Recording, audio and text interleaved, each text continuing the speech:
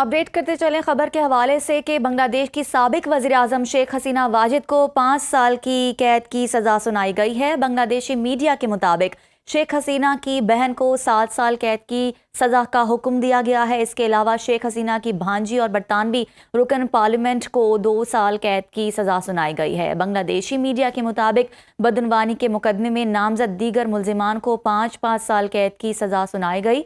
मुल्जिमान पर असर व रसूख के जरिए ढाका डिप्लोमेट एरिया में प्लॉट लेने का इल्ज़ाम था। इससे कबल शेख हसीना को 2 मुख्तलिफ मुकदमात में सज़ाए मौत और 21 साल कैद की सज़ा भी सुनाई जा चुकी है।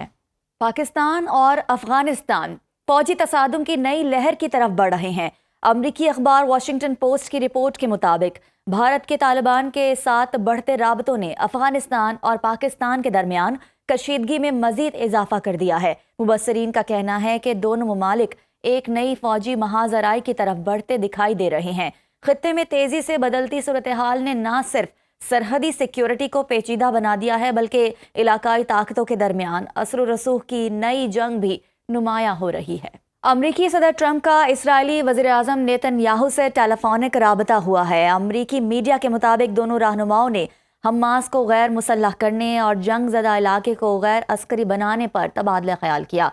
सदर ट्रंप ने कहा कि इसराइल शाम के साथ मजबूत बातचीत बरकरार रखे।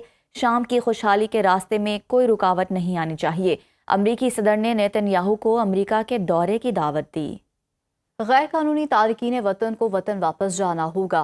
ट्रंप इंतजामिया अगवानियों की दोबारा जांच पड़ताल शुरू कर रहे हैं। तर्जुमान व्हाइट हाउस कर्नल ल्योट ने प्रेस ब्रीफिंग में कहा है कि तीसरी दुनिया के ममालिक से आने वाले तमाम अफराद की पनाह की दरख्वास्तों को रोक दिया है। जो तारकीन अमरीकी कवानीन से नाजायज़ फ़ायदा उठा रहे हैं उन्हें यहाँ रहने का हक नहीं। मंशियात स्मगल करने वाले दहशत गर्दों के खिलाफ फ़िज़ाई कार्रवाइयाँ जारी हैं।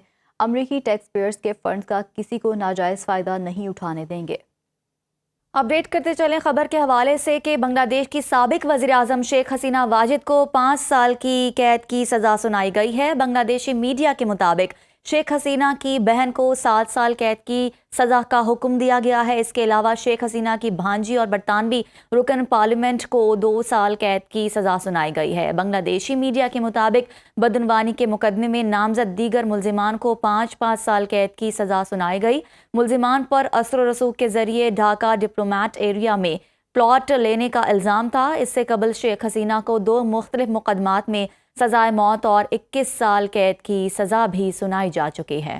पाकिस्तान और अफगानिस्तान फौजी तसादुम की नई लहर की तरफ बढ़ रहे हैं। अमरीकी अखबार वाशिंगटन पोस्ट की रिपोर्ट के मुताबिक भारत के तालिबान के साथ बढ़ते राबतों ने अफगानिस्तान और पाकिस्तान के दरमियान कशीदगी में मजीद इजाफा कर दिया है। मुबस्सरीन का कहना है कि दोनों ममालिक एक नई फौजी महाजराई की तरफ बढ़ते दिखाई दे रहे हैं। खित्ते में तेजी से बदलती सूरत हाल ने न सिर्फ सरहदी सिक्योरिटी को पेचीदा बना दिया है, बल्कि इलाकाई ताकतों के दरमियान असर व रसूख की नई जंग भी नुमायां हो रही है।